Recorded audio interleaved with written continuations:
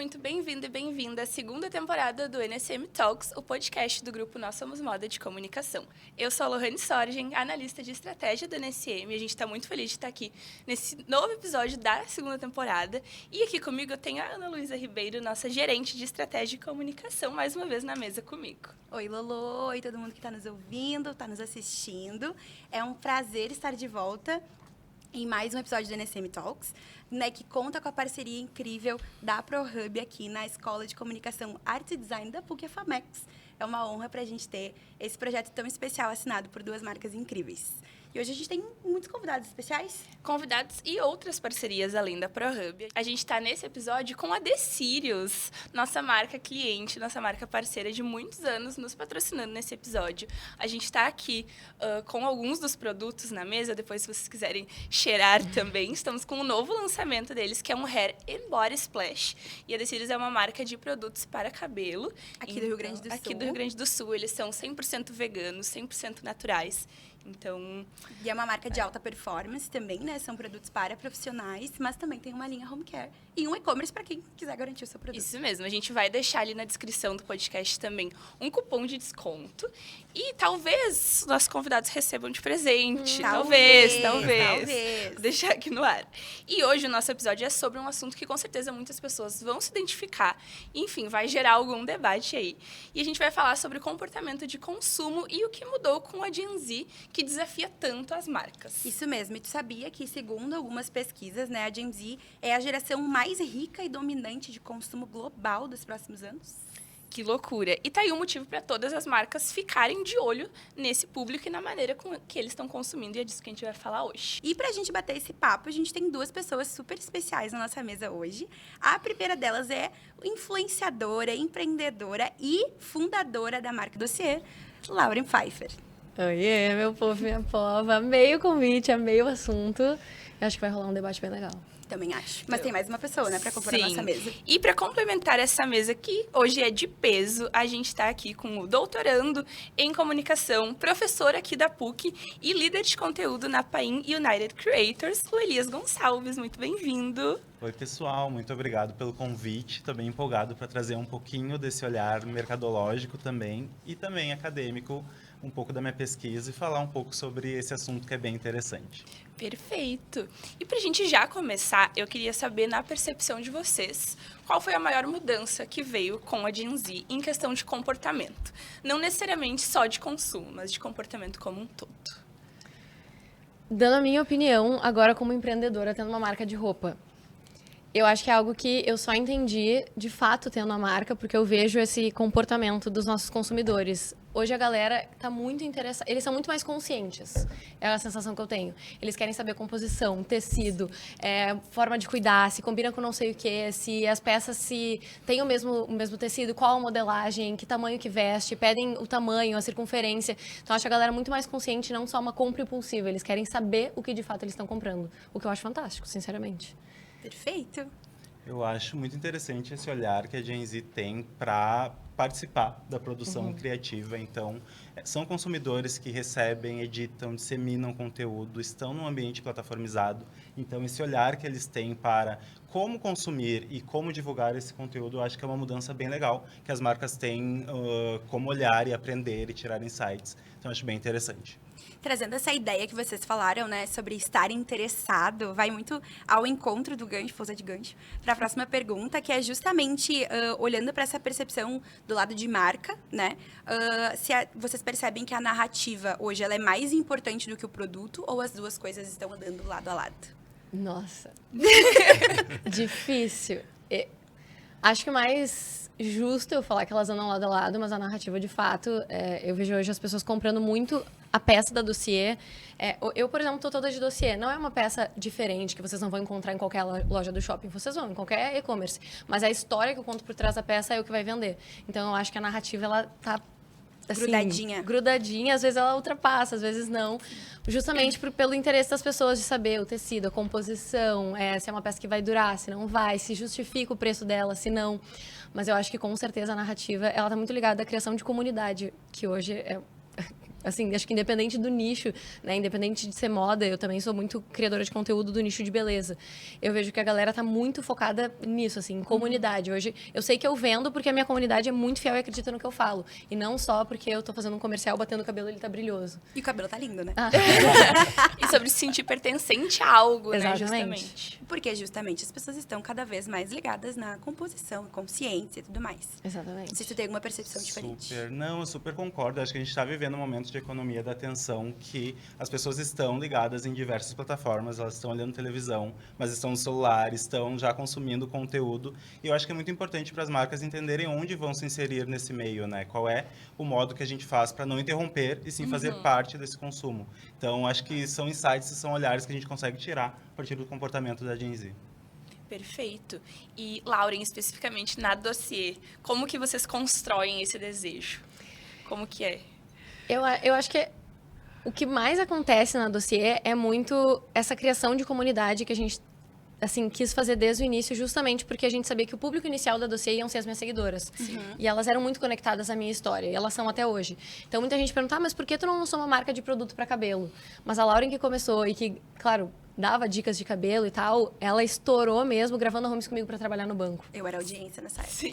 Eu mostrava essa minha dificuldade para estar no ambiente corporativo e que eu não me sentia tão bem, que às vezes eu me sentia deslocada, que eu queria passar credibilidade e que eu queria estar me sentindo bem e que eu queria que as pessoas me levassem a sério.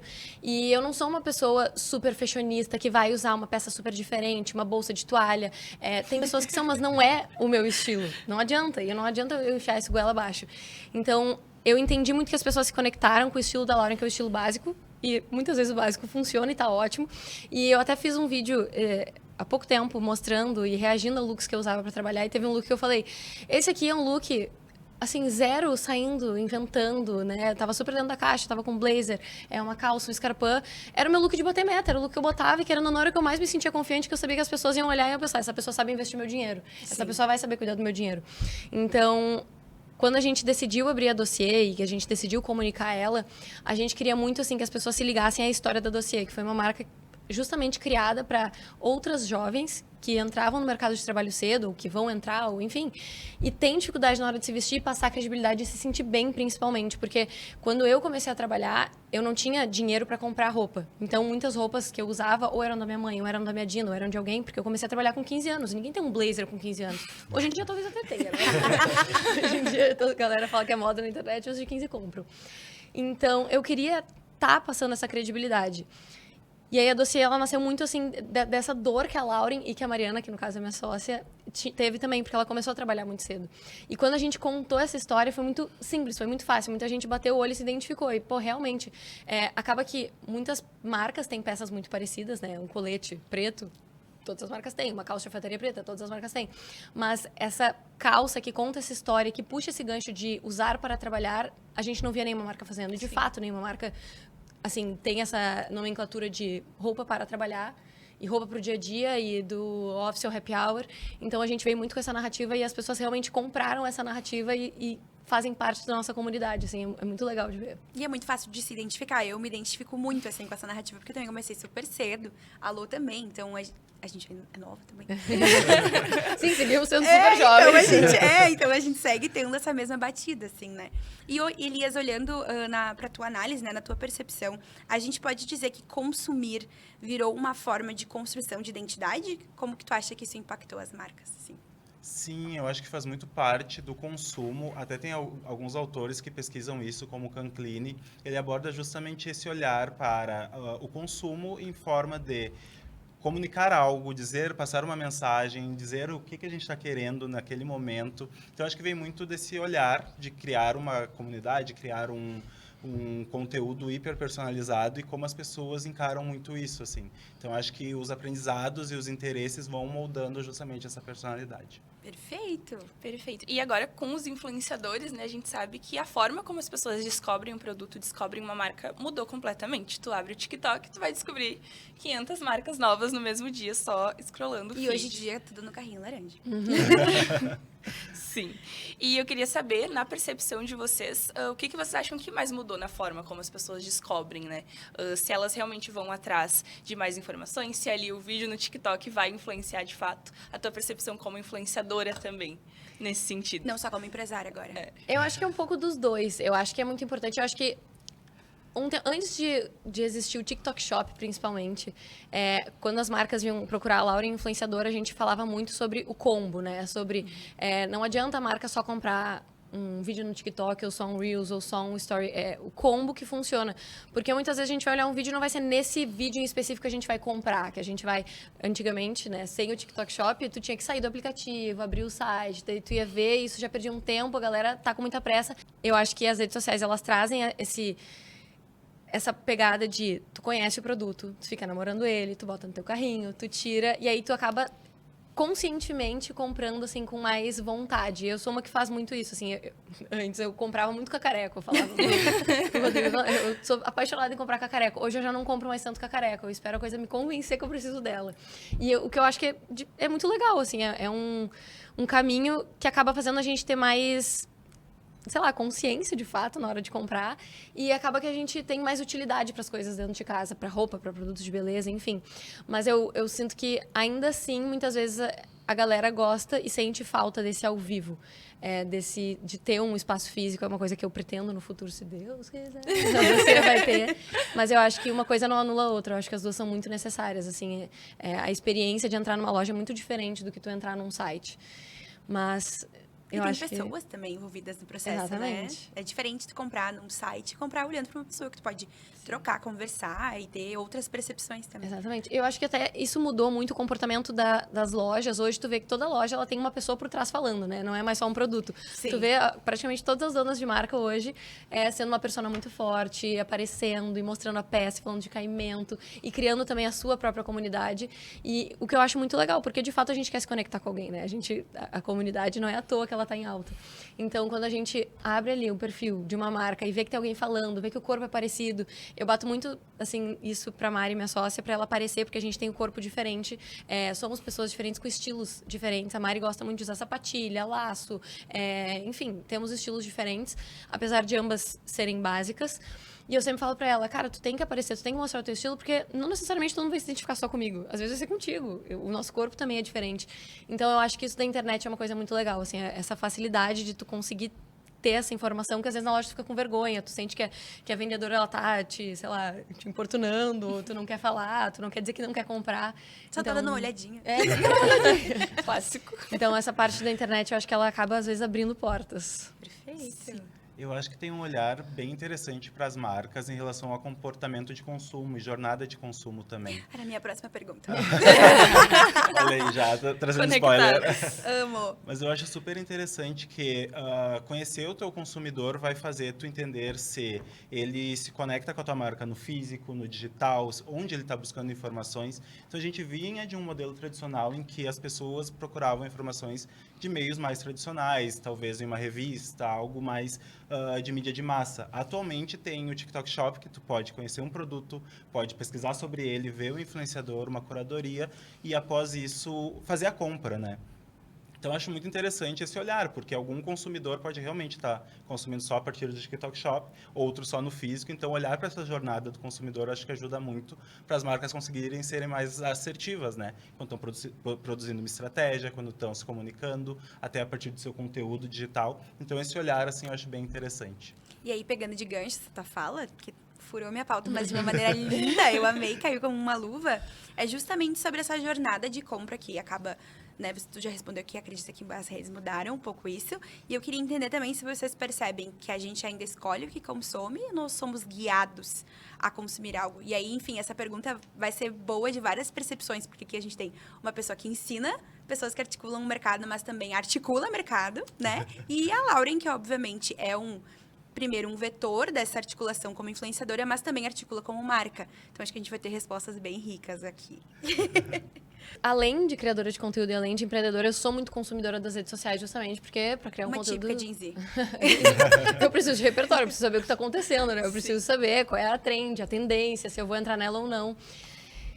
Então, eu acho muito difícil, porque às vezes eu me sinto muito engolida pela rede social. Eu sinto que aparece muita coisa que eu nem aguento mais ver. E hoje também com os patrocinados, que, pô, pra marca é uma coisa muito boa. A Dossiê, por exemplo, esse final de semana eu não postei nenhum link, nenhum código de desconto, mas eu patrocino, a gente usa muito tráfego pago. Justamente pra continuar rodando mesmo se a gente tá aparecendo. E os patrocinados, de fato, funcionam, eles de fato vendem, eles de fato dão retorno. Mas para pessoas, às vezes, que só tá querendo não pensar em nada, o tempo todo ficar recebendo um anúncio... Cansa. Mas eu não sei responder. Eu acho que é páreo também. Porque, querendo ou não, é muito louco, porque é uma indústria muito grande, né? Muitas vezes, as próprias marcas... A gente nem sabe que marca X e marca Y são do mesmo dono e que eles estão bolando como que vai aparecer tudo para todo mundo. Mas eu acho que é um pouco dos dois. Ótima pergunta. Eu fiquei pensando esse tempo todo. Porque eu acho que tem um pouco de a gente tentando treinar o algoritmo. Então, a gente está tentando mostrar o que a gente gosta, como a gente quer consumir. Mas tem um pouquinho do que ele nos entregue, de como isso vai se personalizando, né? Então, eu acho muito interessante olhar para os dois caminhos. Eu acho que ainda tem um olhar das pessoas para a sua plataforma, uma hiperpersonalização, como eu falo, de consumir o tipo de conteúdo que realmente me interessa. Então, eu acho interessante esse olhar que a gente ainda consegue fazer isso no digital. Mas, claro, vai chegar o patrocinado, vai chegar marcas, às vezes tu tá querendo consumir conteúdo e vai chegar um patrocinado, mas tu já vai ir nesse caminho e vai clicar e vai olhar mais sobre o produto. Então, acho que as coisas vão convergindo e vão se modificando ao longo do processo, né? Sim. E compactuando um pouco com vocês e contribuindo para as respostas também, acho que tem um pouco dos dois lados, no sentido de que, sim, nós não vamos... Né, ser hipócritas, a gente articula o mercado todos os dias para que as pessoas comprem, mas o poder de decisão da compra ainda é do consumidor. Né? Isso faz com que a nossa articulação tenha que ser ainda mais preciosa, ainda mais assertiva, ainda mais rica, para que aquilo gere sentido, tenha pertencimento, a pessoa queira converter de fato. Acho que a narrativa, aquela primeira pergunta encaixa bem aqui, né? A narrativa é bem importante nessa jogada, mas ainda mais agora, né? Nesse momento que a gente está passando até por uma questão de recessão econômica, enfim, contexto, guerra e tudo mais. Então, a galera tá, sim, cada vez mais segurando o seu dinheiro para fazer uma escolha que seja, de fato, inteligente e assertiva para sua rotina, para sua função, como tu mesma trouxe, que não compra mais cacareco. Então, acho que a junção, né, acho que é uma grande junção de todas as respostas, assim. Sim, acho que existe uma onda também da gente querer sair da rede social até para procurar referência de look, por exemplo. Sim. Tem aparecido muito para mim pessoas produzindo conteúdo de montando um look sem nenhuma referência do Pinterest, com uma referência de outra coisa da minha vida. Então, acho que as pessoas estão tentando fugir cada vez mais disso também, né? Passou esses dias pra mim um vídeo que era de uma influenciadora também falando, cara, que acaba às vezes sendo chato, assim, é muito difícil tu encontrar uma pessoa verdadeiramente autêntica nas redes sociais, porque parece que tá todo mundo copiando todo mundo, aí um vídeo que é legal, do nada vira uma trend, daí tá todo mundo fazendo o mesmo vídeo, daí tu não sabe mais quem foi o primeiro a postar aquela trend, se de fato era uma trend ou não. Então, realmente, isso é uma coisa... É uma pergunta bem interessante. E falando de moda também agora com a Caroline Bassett. Tava todo mundo... Tinha muita gente falando, tipo, gente, pelo amor de Deus, nem todo mundo precisa se vestir igual ela. Tipo, se não faz parte do teu... E sem contar também que, né, não é uma descoberta na época. Exatamente. Ela era super bombada nos anos 90. Então, a gente tem... E aí parece que tá todo mundo falando da mesma coisa no feed, o tempo inteiro em todas as redes sociais. E aí a gente tem que ter até um controle, já muda um pouco, né? Nem sobre consumo, mas um controle melhor da nossa narrativa, né? Como que a gente vai falar sobre isso de que seja autêntico, que tenha a minha personalidade, que faça sentido pra mim ou pra quem tá me assistindo. Acho que a gente tem uma missão dobrada agora como pessoas que articulam o mercado nas suas frentes, cada um, porque é realmente um grande desafio, né? Ser autêntico hoje. Então, já mudamos um pouco a pauta até. Mas eu acho que é muito isso. Eu fiz um vídeo esses tempos. Eu não me lembro qual era o evento específico que eu me arrumei, botei um look. E as pessoas falaram, nossa, pra esse evento eu esperava que ela usasse alguma outra coisa. Nossa, eu queria algum outro cabelo, eu queria alguma outra maquiagem e tal. E eu fiz um vídeo respondendo exatamente, falando, gente, mas por que eu vou mudar o meu estilo só pra agradar? Só pra furar a bolha, só pra, sei lá, ganhar mais seguidores, ser um conteúdo 100% imediato, mas eu não tá me sentindo bem enquanto eu tô vestindo. E aí, eu nunca tinha pensado nessa forma, mas aí as pessoas começaram a comentar. Querendo ou não, muitas vezes isso de tu bater no peito e, cara, esse aqui é o cabelo que eu gosto de usar, esse é meu corte de cabelo, não tô aqui com outro corte que tá super em alta, enfim. Isso não deixa de ser autenticidade também. Às vezes a gente acaba copiando tanto todo mundo que a gente não sabe o que a gente gosta. Exatamente. Então, Isso é uma coisa também muito legal de pensar. É muito... Trazendo isso da Carolyn Bessette, de fato, muita gente... então agora eu vou ser básica. Mas se não é o teu estilo, não precisa ser. Tá tudo bem se tu usa E aí cores. surge uma nova tendência e todo mundo vai comprar uma peça que vai ficar 2 dias usando e nunca mais vai ver, ficar lá no fundo do armário. Exatamente. E também falando um pouco sobre experiência de marca, tu já respondeu um pouquinho sobre isso como empresária também, mas enfim, é pros dois. Vocês percebem que o público realmente não dá valor pro físico ou ter, enfim, uma omnicanalidade faz a diferença? Eu sou super a favor da omnicanalidade. Eu defendo muito isso até nas aulas, quando eu vou levar para os alunos, de entender o comportamento do consumidor, entender onde as pessoas estão e qual é o momento de impactar eles no físico e no digital. Então, eu sou super a favor de ter o WhatsApp, ter o Instagram, ter o TikTok, falar em várias redes, mas também estar no físico. Eu acho que as pessoas estão buscando, né, essa experiência física, fugir um pouquinho do digital, até falando de Gen Z, foi uma geração que já cresceu com o digital, com a plataformização, então é até um respiro, um alívio para essas pessoas que elas também possam ir ao shopping, ir a algum lugar, encontrar um produto, experimentar, sair um pouquinho ali das telas. Então eu sou super a favor de marcas utilizando de uma maneira assertiva, né, esses dois campos. Eu já tinha dito que sim, mas complementando, tem 2 exemplos assim na dossiê que pra gente ficou muito forte o quanto o físico, o estar em todos os meios ali realmente importa.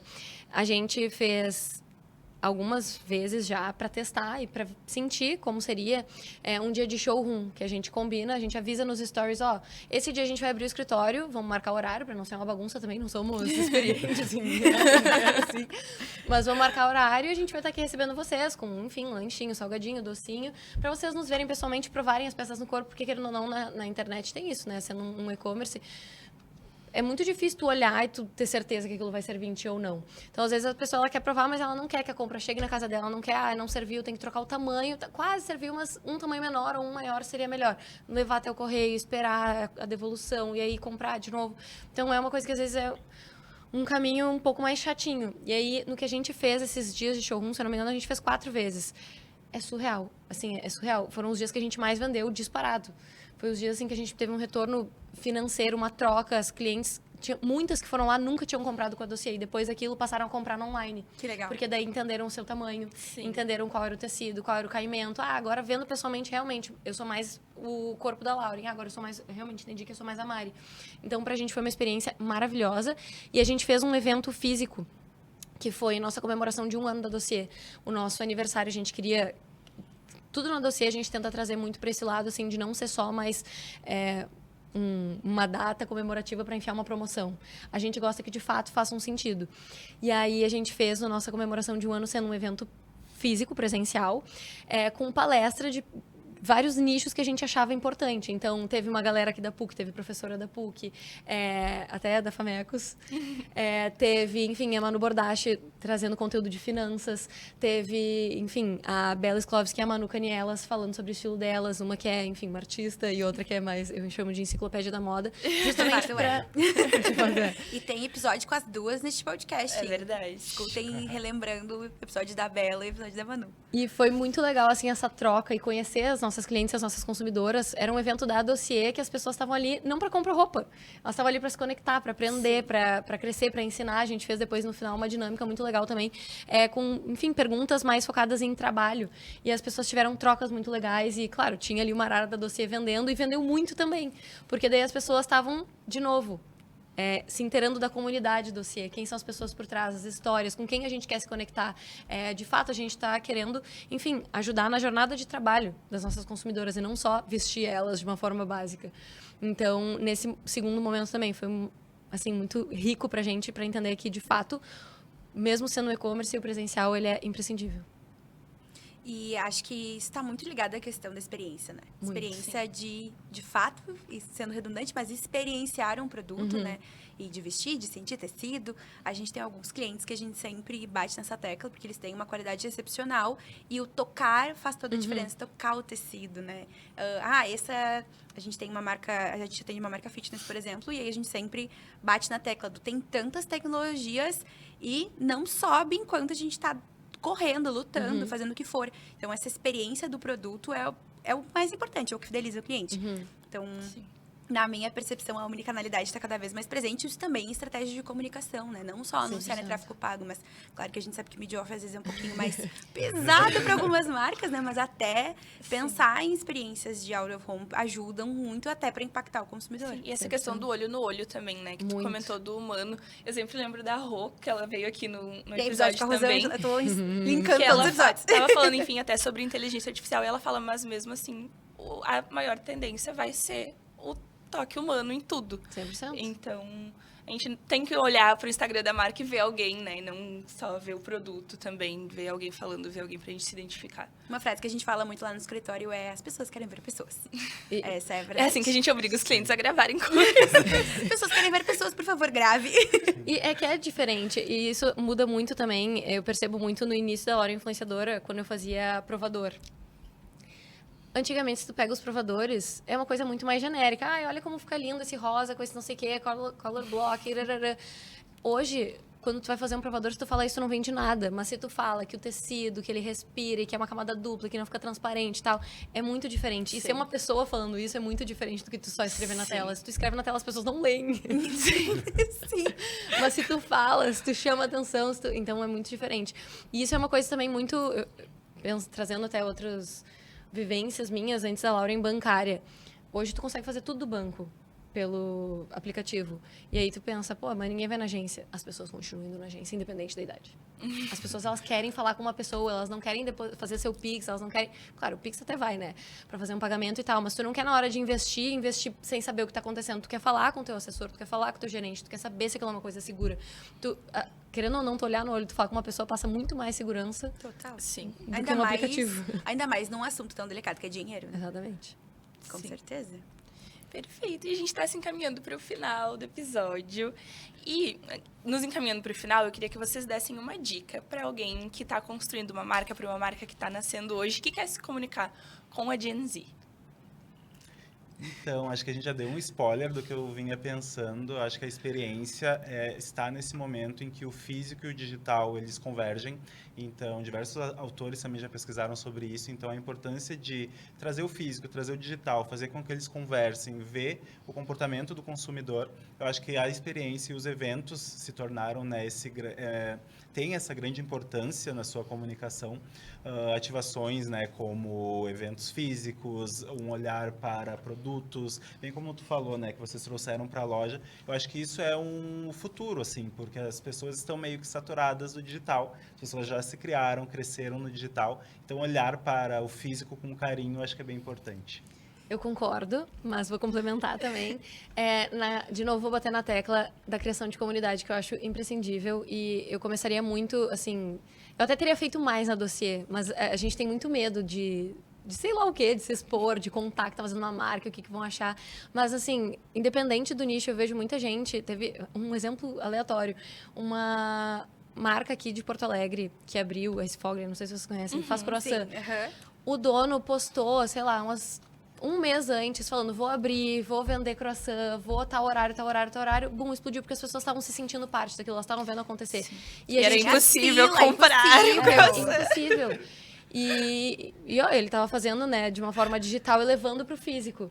Então, eu acho que essa parte da criação de comunidade, ela é imprescindível. E eu daria muito de dica também, até pensando na Lauren antes de empreender, que é também, calma, respeita o processo. Não vai ser do dia para noite que tu vai ter uma loja física. Não vai ser do dia para noite que tu vai vender muitas peças. No início vai dar, assim, claro, aquele frio na barriga, mas vai com calma, tudo tem seu tempo. Muita coisa tu vai aprender no meio do caminho. E eu diria isso, assim, calma. Vai dar tudo certo. Constrói a tua comunidade, vai fazendo aos poucos. Usa muito a tua comunidade a teu favor. Isso é uma coisa que a gente aprendeu muito na dossiê. Quando a gente está na dúvida de lançar uma peça, ou da cor da peça, a gente pergunta. Olha, a regatinha que foi um sucesso que a gente lançou e tal, que é uma regatinha dupla, uma regatinha básica que tu encontra em todo lugar. Mas as pessoas amaram a modelagem, ela é toda dupla, ela tem uma sustentação boa e tal. Qual é a próxima cor? Já que vocês gostaram tanto, vocês querem mais cor? Queremos marrom. Fomos lá, lançamos a marrom, esgotamos a marrom. Ah, queremos amarelo manteiga? A gente foi lá e a gente escutou muito o nosso consumidor, porque a gente, de fato, criou a nossa comunidade bem, assim, engajada. Eu iria muito pela comunidade e calma no processo. Arrasaram, eu amei. Muito obrigada por terem participado do nosso papo. Foi muito legal. Enfim, né, dizendo por nós, a gente foi praticamente uma aula também. Então, se quiser saber sobre comportamento e algumas estratégias, é um bom episódio. Então, muito, muito obrigada por terem participado conosco. Ai, gente, que agradece. Muito obrigado pelo convite.